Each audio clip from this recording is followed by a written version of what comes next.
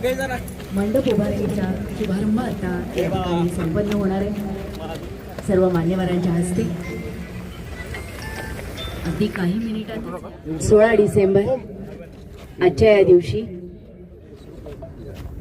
महाराष्ट्र साहित्य परिषद पुणे शाखा साहूपुरी आणि मावळा फाउंडेशन सातारा यांच्या संयुक्त विद्यमाने आयोजित अखिल भारतीय मराठी साहित्य महामंडळाचं 99वं अखिल भारतीय मराठी साहित्य संमेलन जे साताऱ्यामध्ये संपन्न होते याच्या मंडप उभारणीचा शुभारंभ या ठिकाणी सर्व मान्यवरांच्या हस्ते संपन्न होतोय।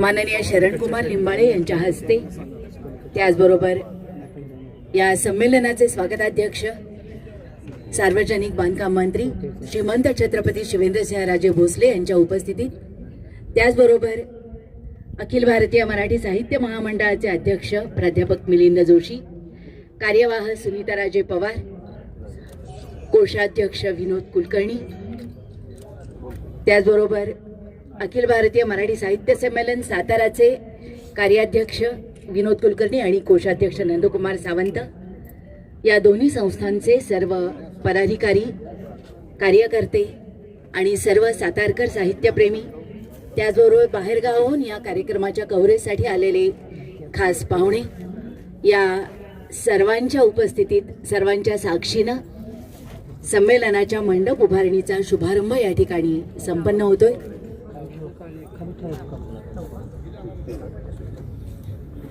अगदी मोजक्या दिवसावर आलेला हा साहित्याचा उत्सव 1 ते 4 जानेवारीच्या दरम्यान या ठिकाणी साहित्य संमेलन संपन्न होणार आहे। त्याची उलट गिनती म्हणतात ती आता सुरू झालेली आहे आणि त्यातलाच महत्वाचा आजचा हा कार्यक्रम मंडप उभारणीचा। या ठिकाणी पूजा करून श्रीफळ वाढवून या ठिकाणी मंडप उभारणीचा शुभारंभ सर्व मान्यवरांच्या हस्ते केला जातोय। सातारकरांसाठी एक आगळी वेगळी पर्वणी या संमेलनाच्या निमित्तानं आपल्याला मिळणार आहे आणि याची सुरुवात, या सुरुवातीच्या क्षणाचेही आपण साक्षीदार व्हावं या हेतूनं या ठिकाणी आलेले सातारकर साहित्यप्रेमी,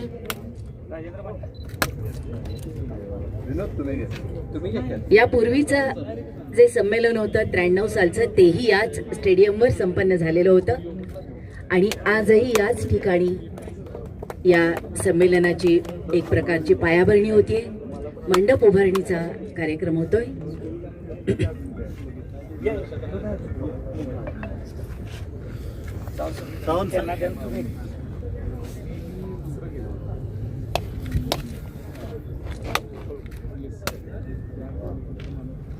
मंडपाची चंगळ एवढे नारळ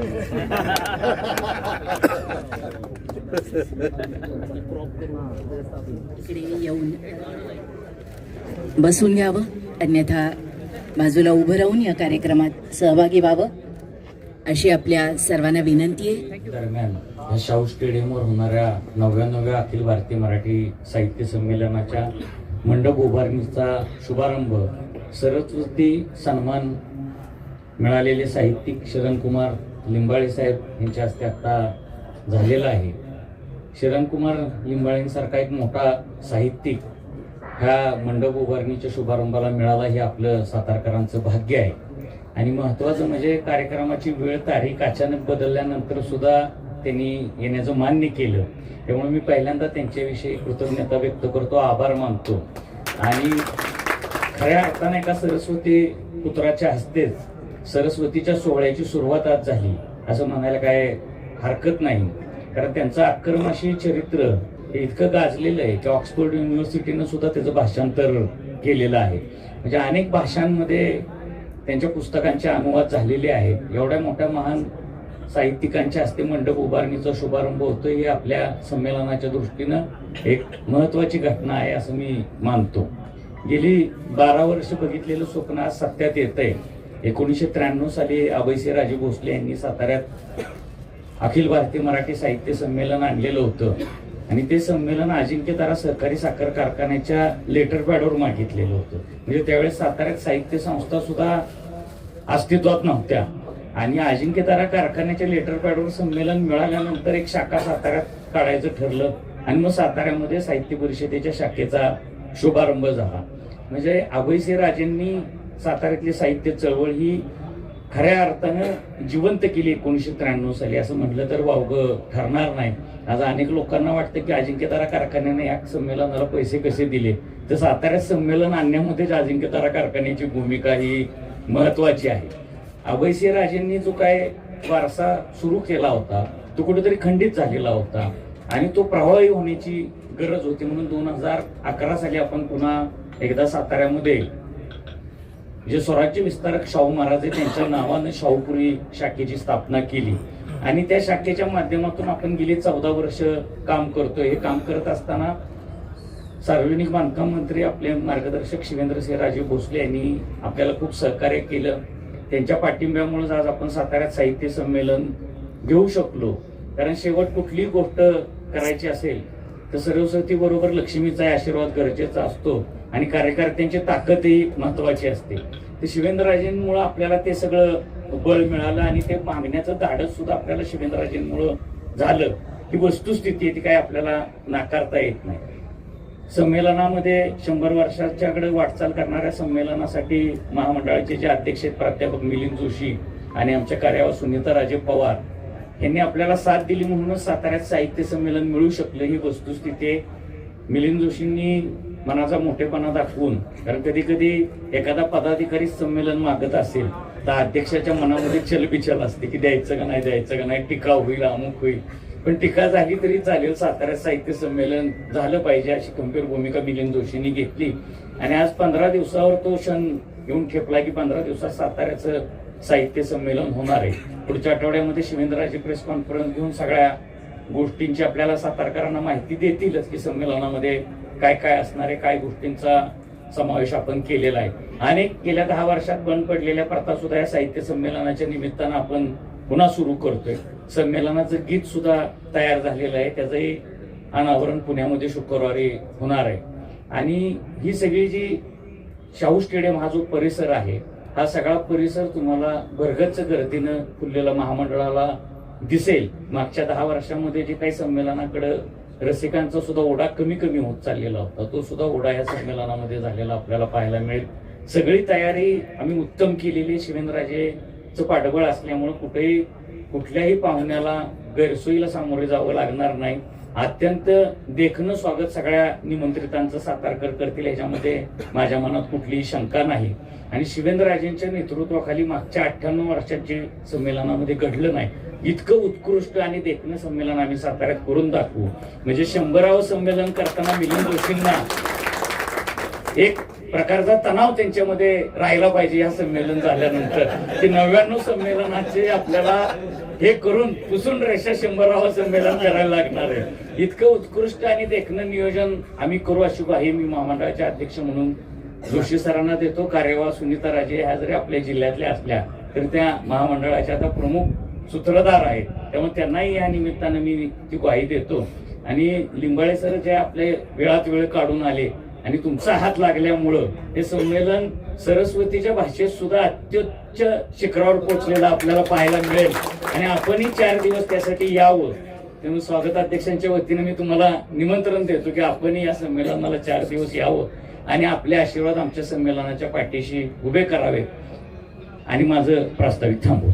मावळा फाउंडेशन सातारा यांच्या माध्यमातून आयोजित अखिल भारतीय मराठी साहित्य संमेलन, आज या संमेलनाचा मंडप उभारणीचा शुभारंभ सन्माननीय शरदकुमार लिंबाळे सरस्वती सन्मानप्राप्त ज्येष्ठ साहित्यिक यांच्या हस्ते, त्याचबरोबर आपल्या महामंडळाचे अध्यक्ष प्राचार्य मिलिंद जोशी, त्याचबरोबर कार्यवाह सुनीताराजे पवार, कार्याध्यक्ष मान्य विनोद कुलकर्णी, अमोल मोहिते, कोषाध्यक्ष मान्य नंदकुमार सावंत आणि सर्व साताऱ्यातील साहित्यप्रेमी, सर्व पत्रकार आणि हे संमेलन यशस्वी करण्यासाठी सर्व स्वयंसेवक जे इथं आले, सगळ्यांच्या उपस्थितीत हा कार्यक्रम आज इथं पार पडतोय. मी सर्वप्रथम मान्य लिंबाळे सरांचं मनापासून या ठिकाणी स्वागत करतो. त्यांनी इथे येऊन आम्हाला हा मान दिला आणि या मंडप उभारणीच्या याचा नारळ फोडून शुभारंभ त्यांनी केला. त्याचा उल्लेख विनोदनं त्याचबरोबर सुनीता राजेंनी पण केला की हे 99 असल्यामुळं आपण एक वेगळी ओळख या आपल्या संमेलनाची सर्व साहित्य क्षेत्रामध्ये आणि महाराष्ट्रात जे येणारे सर्व राज्यात येणारे जे त्यांच्यामध्ये राहावी हा आपला प्रयत्न आहे. आणि नक्कीच त्या पद्धतीनं आपलं नियोजन सगळ्यांना एकत्र घेऊन मी मागं सुद्धा ज्या वेळेला विश्वास पाटील साहेब आपल्या शाहूकाला मंदिरला आले होते त्यावेळेला पण सांगितलं की हे नुसतं सातारचं नाहीये, हे सातारा संपूर्ण जिल्ह्याचं आणि सगळ्यांनी याच्यामध्ये आपला सहभाग द्यावा. आणि हे सगळ्यांसाठी आपल्या जिल्ह्याचं आहे. नुसतं सातारा शहरापुरतं किंवा शहराचं नाव होणार ते जिल्ह्याचं आपलं नाव होणार आहे. राज्यातनं देशातनं, राज्य पण म्हणणं चुकीचं होईल खरं म्हणजे, देशातनं लोक या संमेलनाला भेट द्यायला इथं येणार आहेत.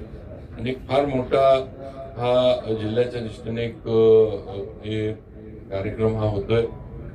खरं म्हणजे नगरपालिकेच्या निवडणुकांमुळं या बाकीच्या जे काही उभारणी किंवा बाकीचं जे काही नियोजन आहे त्याच्यामध्ये मला काही फार वेळ देता आला नाही, स्वागताध्यक्ष जरी असलो तरी. पण विनोदच्या वेळोवेळी सूचना, वेळोवेळी त्याच्या काही अडचणी आल्या तर त्याचं नेहमी माझ्याशी संपर्क असायचा आणि त्याप्रमाणे आपण नियोजन जे आहे ते करत चाललोय.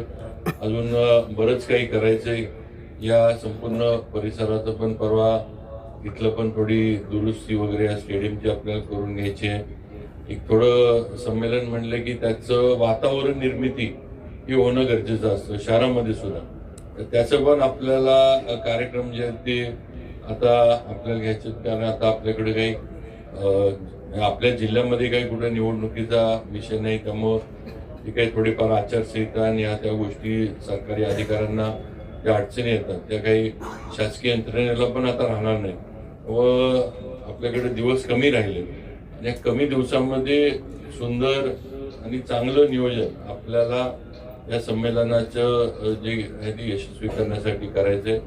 आणि नक्कीच त्याप्रमाणे आपण काम करू. मिलिंद जोशी सरांना मी 100% सांगतो की आपण ज्या हे अपेक्षेनं आमच्यावर सगळ्यांवर ही जबाबदारी दिली ती अपेक्षा सातारकर म्हणून आम्ही सगळेजण 100% पार पाडू एवढी खात्री मी आपल्याला सर्व आमच्या सातारकरांच्या वतीनं नक्की देतो.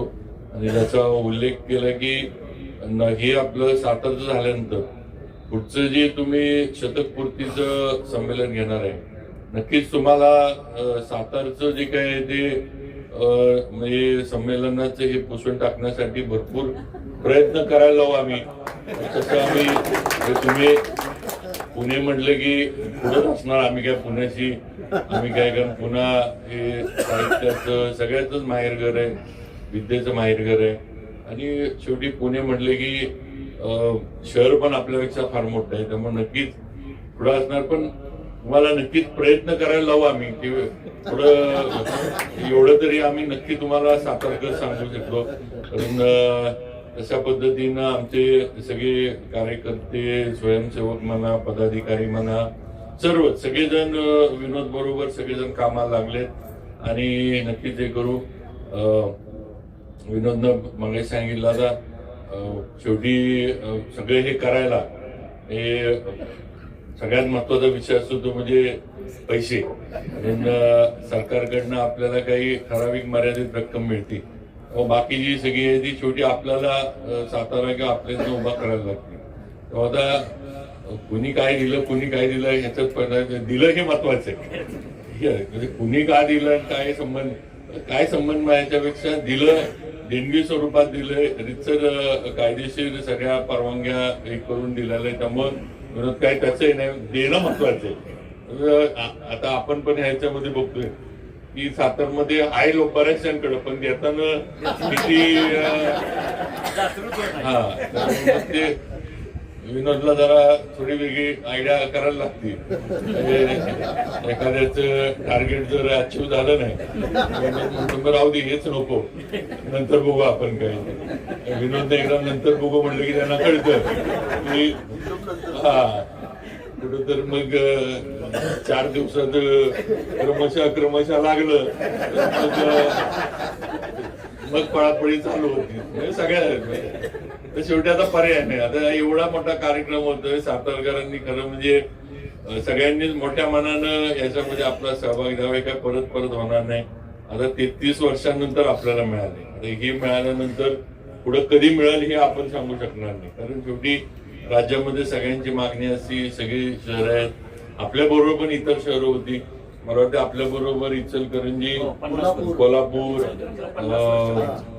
ही सगळी औदुंबर वगैरे ही सगळी शहरं होती. तरी आज आपलं सातारचा निर्णय मिलिंद जोशी सर, सुनीता राजे आणि बाकी सगळे जे त्यांच्या समितीमधले होते यांनी केला. व आपण सुद्धा सर्व सातारकरांनी थोडं मोठ्या मनानं संमेलन यशस्वी करण्यासाठी निधीच्या स्वरूपात बाकीच्या स्वरूपात जिथं मदत लागेल तिथं सगळ्यांनी दिली पाहिजे अशी नक्कीच माझी एक अपेक्षा म्हणा किंवा एक हक्काची मागणी म्हणा की आज मी सातारकरांच्या पुढे ठेवू इच्छितो. बाकी आम्ही जे करायचं ते करतोयच आणि नक्कीच या विषयामध्ये आम्ही कुठेही कमी पडणार नाही. कारण शेवटी आपल्याला हा सगळ्या संमेलनाचा जो काही आहे तो आपल्याला चांगल्या पद्धतीनं यशस्वी करायचा. आणि यावेळेला आपण 4 दिवस ठेवतो.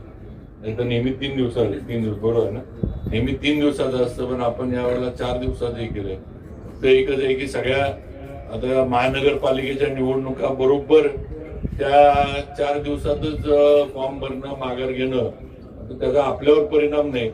पण मला आता एकच भीती वाटते की आपण जे बाहेरनं सगळ्यांना मुख्यमंत्र्यांना आपण बोलवले, अजितदादांना बोलवतोय, त्यांचं आता कसं नियोजन होतंय ते थोडं आता मला जरा त्याची धाकधूक लागली.